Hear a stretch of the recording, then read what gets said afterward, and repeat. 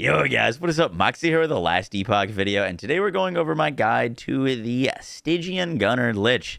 Now, this is a build that I saw. It's been a build archetype for a while now. There's videos over a year old of this build, but it recently received a bunch of changes. I wanted to give it a go, and so I wanted to break down everything that is kind of going on with this build, because this build is one of the most unique and interesting builds, but it is a little bit more tricky to put together, and there's a lot of moving parts. So I want to break down what this build is, why it's cool, and how to build into it if you're looking to give it a try. Hope you guys enjoy the breakdown. Let's get right into it. So let's start with an overview, and then we'll get into the more specifics. So this build entirely revolves around the item, the Stygian Coal. You can equip this as early as level 36. They're very, very, very cheap. You can buy a 2 LP for about $10,000 on trade. I've got mine with 3 LP, but the third suffix just doesn't do anything for the build. But basically, this item changes the ability for drain life. So if I don't have this item on and I drain life, I basically just siphon from the enemy, and that's really all that happens. However, if we put on the Stygian Coal, it changes drain life to now fire out these Stygian beams. And these beams are auto-targeting. So if you cast them in one direction, you kill the enemy that it's firing at, but there's more enemies around you, it'll fire beams in all directions, basically auto-aiming at everything. So you don't need to be aiming with this build, which is really nice. I actually played it a fair bit on controller, which was also really great. Everything just auto-targets for you. But the way that this build works is with the Stygian Coal, what we care about is the line at the bottoms. We get 1% increased Stygian beam frequency per intelligence. So at 100% intelligence, you fire 100% faster, basically, with these beams. And so we're stacking up a ton of intelligence on this build, and it also has the line 3% more Stygian beam damage per 10 current mana. So you want to stay at high amounts of mana with this build, and we get more damage per mana that we have when we're casting this. Now, the one thing that's super great about this setup that makes it a little bit easier to spec into is the node Occultist Mind gives us +5 intelligence, but the 5-point bonus gives us additional mana per point of intelligence. So now, as we stack up intelligence, we're also going to be stacking up mana, which makes intelligence one of the most important stats, because it's going to give us fire rate for our beams and also a more damage multiplier. Right now, I've got 164 intelligence on the build. Still, putting our gear together. We basically did the empowered monolith blessings for this build today. So we've just kind of finished with our setup of our empowered monoliths. Currently, we're very comfortably clearing 500 corruption. I did push it up to 800, and that was where the real cracks of the build were starting to show. But we've still got a lot to do with our gearing and updating. But I wanted to break down kind of everything that we're using. So with this item now, we're going to be firing beams everywhere. One thing to note is once you click this, it will just auto target, and you can't have multiple up at a time. So basically, you click this once every 5 seconds, and it'll just be firing everywhere, which is really nice. You're not clicking we're not spamming this. Basically, you click it once every 5 seconds, and it'll be targeting things for you to go and hit. But the other big ability that we're pairing with it is Rip Blood. Now, in the Drain Life skill tree, one of the most important nodes is for Dark Shackles. This turns Drain Life from a channeled ability that you have to hold down and stand still to do into something that you can just click and walk. So you can just click this and then, leave or go or walk wherever. It makes the build feel way better. But when you first start speccing into this, this has a 60 mana cost. And then this Enduring Night, which makes it last 2 seconds longer, is another 10 mana cost. So mana becomes a issue early on, and we are scaling our damage off of our mana. So we need a way to sustain our mana, and that is where the Rip Blood ability comes in. This is not doing all that much damage for us, but we've got a ton of cast speed on the build, and with Arcane Absorption, whenever we directly cast Rip Blood and hit at least one enemy, we get stacking global spell damage on hit, and as we're doing this, we can stack up more and more flat spell damage. So this is a massive source of damage for us. But with the nodes for Thirst, which gives us reduced mana cost, Carrion Hunger, so that if we're ever out of mana, we have 0 mana cost of Rip Blood, and then also Mana Feast, which Rip Blood creates blood orbs that seek us out. With Mana Feast, every time that we are hitting an enemy, we're going to get 9 mana back. So, for example, if I was to spam this and like just drain all of our mana, while I'm doing that, I can hold Rip Blood, and Rip Blood will be just sending all of our mana back. And so with this build, we're kind of constantly draining life and holding down Rip Blood. So we're going to be draining and we're going to be stacking up damage for our drain life, which is our big damage ability. Now, the other aspect to this build is the combination of Death Seal and Reaper Form. Now, we are going to be trying to maintain Reaper Form 100% of the time that we are on this build. Reaper Form is going to be a massive damage increase for you, and it's also going to be huge survivability. If you did not know, Reaper Form is kind of the Lich's signature ability, and it's a form that while we're in it, our health is going to constantly drain faster and faster. So we stack up a ton of Spell Leech on this build and Life Leech so that we can always outset all of the drain effects that are going to be happening on us so that we can maintain Reaper Form. But Reaper Form is also going to give us a lot of survivability and damage. One thing, for example, Reaper's Curse gives us a 100% crit chance in this form and increased damage. And Rapid Destruction gives us attack and cast speed. But the thing that's going to be keeping us alive in this is Soul Shroud. While in Reaper Form, you gain additional armor proportional to your intelligence. So our intelligence is stacking up damage for us, but it's also going to be giving us survivability. So this is a very big in-stacking build. And then if we look at Death Seal is something that gives us a more damage multiplier equal to our percent missing health and less damage taken equal to half your percent missing health.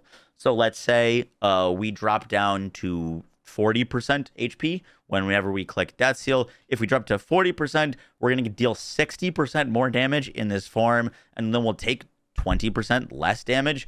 So it's a huge damage increase for us. But also with Desperate Shroud, this node, for every 10 missing health, we get +6 armor. So while we're stacking up health on this build, it's going to give us more survivability, but it's also going to give us more armor for Desperate Shroud and more stun avoidance, which is really nice. And then with Deadlock, every time we click this, regardless of our health, or if our health is above it, it'll bring us down to 33%, so that we're getting a ton of damage increase and a ton of survivability in this form. Death Seal will also be launching Mortal Pulses out. The Drain Life ability and the Stygian Beams are not super great at hitting packs if they're super closed up, because it kind of hits enemies like one at a time. And so this is going to be something that we're going to be kind of just like charging into groups with, and we're going to be releasing more and more of these big explosions per stack of damned on us. Doom Call is going to be constantly stacking up a damage over time on ourselves, which is going to give us more damage, and then we'll also be getting increased wave of death frequencies and more crit chance with this. These will actually just kind of shotgun enemies, and then while we're in Death Seal, we'll also be getting haste. And so that is kind of like the core of the build. We're also going to be using Transplant as our movement ability. Transplant does a few things for us. One, whenever we do it, we get haste and frenzy. That's more movement speed and more attack speed, which is great. And the other big thing is we get bone armor. Whenever we transplant, you're granted bone armor, which causes you to take less damage. Bone armor is going to give us 8% less damage taken. And then with apostasy, bone armor lasts longer. And then we also can use it as a like kill threshold. If you get a boss down to 15% health, you can just basically lunge at them and it'll insta-kill them. And then we can also be casting Bone Curse with this and Pools of Blood to slow down enemies, and also be getting some mana from it.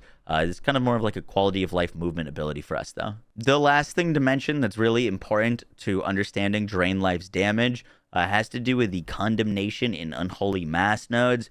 Condemnation allows us to apply stacks of Damned on enemies. Every Stygian Beam is going to apply 8 stacks, and these fire out very, very quickly, and Damned has no stack limit. This is going to deal necrotic damage over time and reduce enemies' health regen, and all of these stacks are going to be doing a ton of dot damage, but we're not really a dot build. We're stacking a bunch of dots on enemies, but with the Unholy Mass node, we deal 3% more damage per stack of Damned, up to a 63% damage multiplier. So if an enemy is alive for longer, we actually get like a pretty big damage ramp up on this build. where once they get the max stacks of damage on them, you're just going to start blasting them, and you can actually like see the damage go up, which is really satisfying as you get to shoot at something a little bit longer. Next, let's go over our passive tree. So for the Acolyte tree, by the way, in the description, I'll have a leveling guide as well for this, because obviously you can't start really doing this build until level 36. Once you get the Stygian coal, you can swap. It can be a little bit awkward at first with like mana issues and stuff, but I personally just leveled with Wandering Spirits. This is a ridiculously strong ability early on, and I spec into the Spectral Putrescence, get some like chance to poison on your weapon of choice that you're using, and these things will, if you get some cooldown, basically delete everything for you, and you just cast them while you're walking. So leveling as Acolyte is pretty freaking easy. But for our skill tree, we're going to be putting 8 points into intelligence. Obviously, this is huge. Put some points into bone armor for some extra armor, and then we grab Blood Pact for the 60% increased damage. This is going to drain our health per second. We have a lot of things that drain our health per second. Fortunately, we can negate some of that and also overleech. So like anything that's kind of doing drains for us, we don't really need to worry about. For example, I'm losing all of my health all the time. I don't think I'd recommend this build for hardcore. It would definitely be nerve-wracking for hardcore. For the actual Lich tree, you're going to want to start putting points. Well, I'd strongly recommend putting points into Warlock first for Soul Stealer once you get to the coal part, because you're just going to want to be able to get enough mana to be able to cast Drain. So getting this for increased mana regen and your chance to gain mana on hit on cursed enemies is great for sustain. And then Occultist Mind is huge for the mana per intelligence. And then start speccing into Lich, where we get a bunch of intelligence, more mana regen, and then Dance with Death. You deal increased damage. This bonus is tripled when you're below 35% health. This, when we're obviously in our Death Seal, is going to be putting us at 33% health. So we get 120% increased damage with this node, which is huge. We need 2 points to get to the next node. So you could put them into health and spell leech, but we kind of have enough leech already. If you wanted to, you could grab Hollow Lich for the health leech to increase damage, but this is more than fine for us. Then we get Crippling Insight for more stacking intelligence and reduced health regen. Once again, health regen's not going to be doing anything for us. We're basically fully relying on Leech. 3 Plagues for some extra Necrotic Pen is just a big extra bunch of damage for us. We're not scaling damage over time on this build. While we are doing a lot of dots, we're stacking a lot of dots. Those dots are more utility for us than actual damage. With Deathbringer, we get increased crit chance and attack speed and cast speed. Dark Guard is awesome for survivability. It's one of the reasons why we're going to be stacking up a bunch of crit chance, is because we get ward gained on crit, and we're going to be critting very quickly, especially once you get your int up for more frequency of your attacks. And then Clairvoyant Insight for more crit multiplier. Lastly, we're getting Elixir of Death. This is 50% less physical damage taken and 50% less necrotic. We don't really care too much about the necrotic, but the less fizz is very nice. Ageless Ascetic gives us more cast speed, movement speed, and damage leached as health. Soul Maw gives us even more leech and increased leech. And then Mind over Body is kind of the scary one. It gives us 20 extra points in intelligence, but we get current health drained per second is 10%. This is a little sketchy because you're going to be walking into maps with basically 0 HP. But as soon as you walk into maps, you're going to want to press your like health potions and then you go in and cast your seal. The seal will lock you at 33% health if you're above it. But if you're below it, you can lock yourself at like 2 HP. And so that's why you want to make sure that you are like, kind of pushing a potion when you get to maps, because otherwise, you're going to lock yourself at 1 HP and get immediately knocked out of Reaper form, which is no fun at all. But as you can see, as we're like attacking and critting, if we get to the point where we get to like kind of our full thing, we can start building up a bunch of ward. There goes the ward as it stacks up. Now we've got like, almost 5k ward and 3k HP, which is very nice for us. All right, for gear, obviously the Stygian goal is the most important thing. You need this to get the build to function. For the weapon of choice, you could go Wrong Warps. Wrong Warps are actually like a very solid option for this build because we're going to be getting a ton of movement speed. I've been using the Mad Alchemist Ladle. This thing is great for us because one, a 3 LP Mad Alchemist Ladles, like 300k. They're super cheap. We've rolled Spell Crit, Crit Multiplier, and Necrotic Penetration on them. These also give us free chance to apply Frailty, which makes enemies deal less damage. We have free Armor Shred on them. The Electrify and the Poison, all those things don't really matter. What we do care about is that we get 6% more spell damage per negative ailment on the target, up to 8. So we're getting a ton of more damage multipliers for our spells. And we get 1% increased cast speed per intelligence. This is a ridiculous amount of cast speed because I have 164 intelligence. And then you also get mana on potion per intelligence. This is just a little thing that if you ever do get low, if you do use a potion, you can get a ton of mana back, which is kind of cool because mana potions don't exist in this game. But like if my mana is low here and I hit a potion, we get a bunch of mana back. So you can either use the Ladle or the Wrong Warp. Both are pretty solid here. For the rest of the gear, we're going to be using Orion's Descent. This is a Smite belt. We couldn't care less about any of the Smite stats on it. Basically, this just has a roll of intelligence. Belts can't normally roll intelligence on them, and so we just pick up this for intelligence and then put some health on it. If you can get a multiple LP version of this, you could get cooldown on your belt, which is fantastic for this build. The Grasp of the Blood Mage are freaking crazy for this build. They give a spell crit base.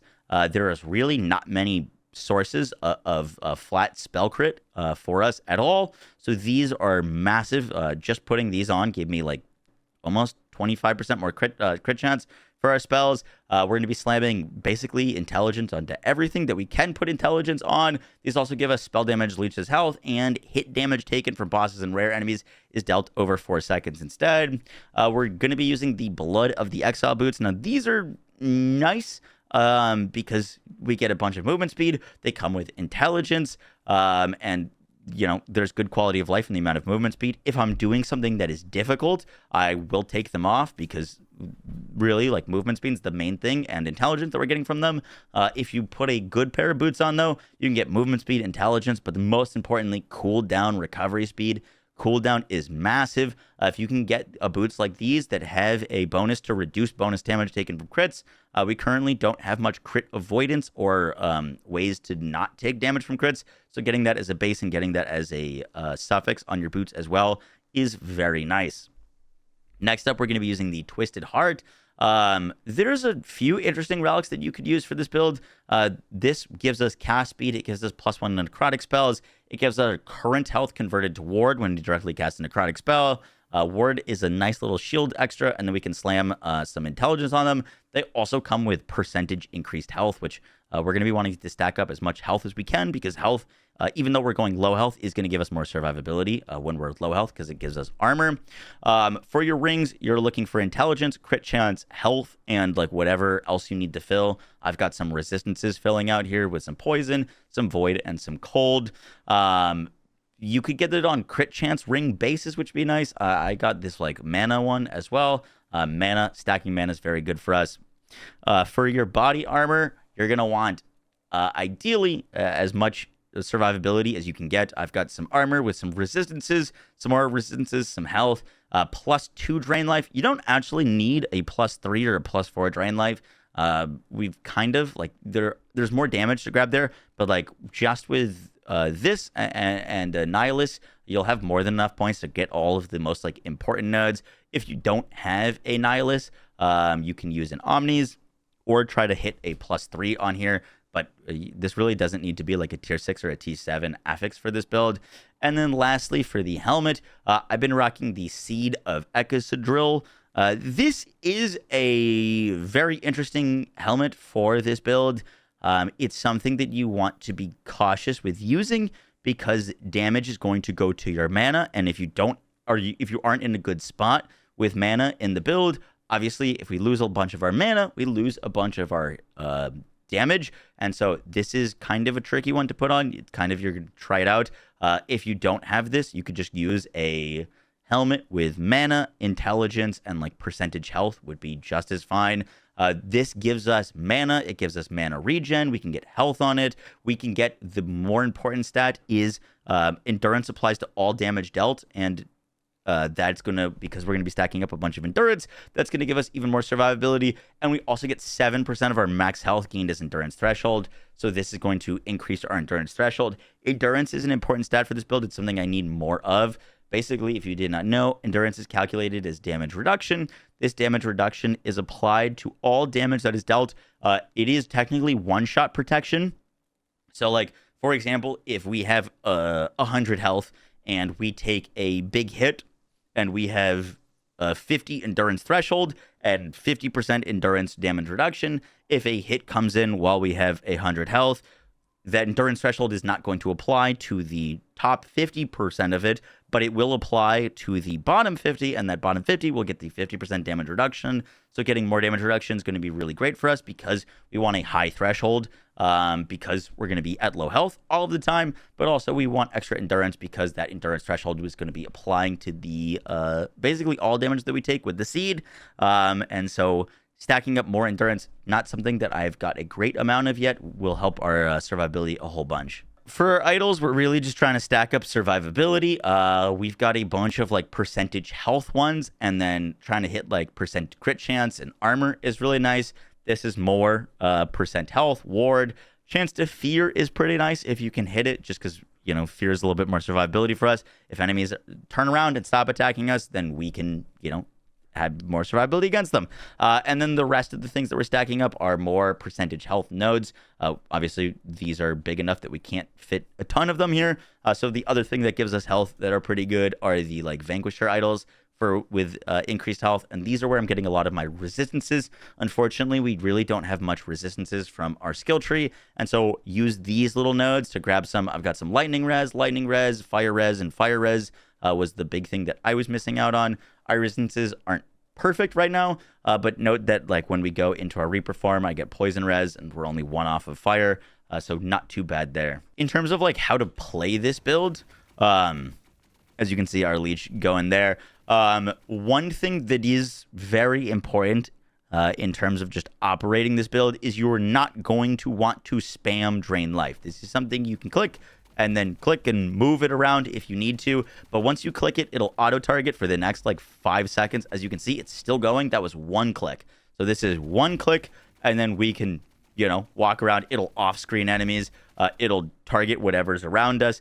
You can, you know, change your targeting if you need to, but it's not something that you're going to want to be constantly spamming because it will have a big mana drain. The other thing that you're going to want to be doing is holding down Rip Blood when you need to. Rip Blood can be cast at the same time that the drain life is going, and as you move your cursor for your drain blood, the actual targeting of drain life will change. So like, let's say I drain life on this enemy, and then I move my cursor over here and Rip Blood here, that'll change this. And so you can use Rip Blood to change where the drain life is casting without having to recast drain life, which will save you a bunch of mana. So like, we're casting over here, and then we're Stygian beaming over here, Stygian beam over here, and while we're holding down Rip Blood, we're constantly stacking up more mana for us, which gives us more damage, and also stacking flat spell damage. And so you're going to want to be just kind of using this every once in a while you hold down Rip Blood, and use Rip Blood to kind of target what you want to be damaging.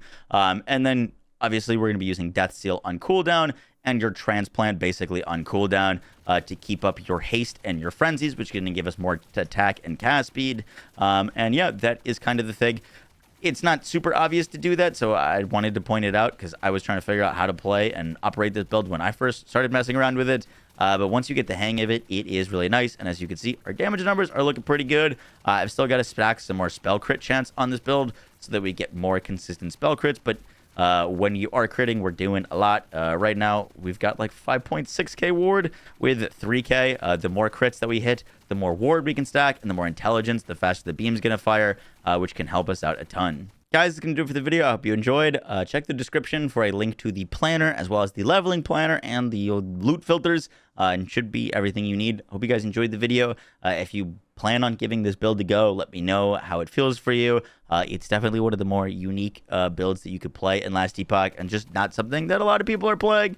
A lot of, you know, Paladin and like Void Knight builds going around. But yeah, guys, I'll catch you on the next one. Take care. Peace.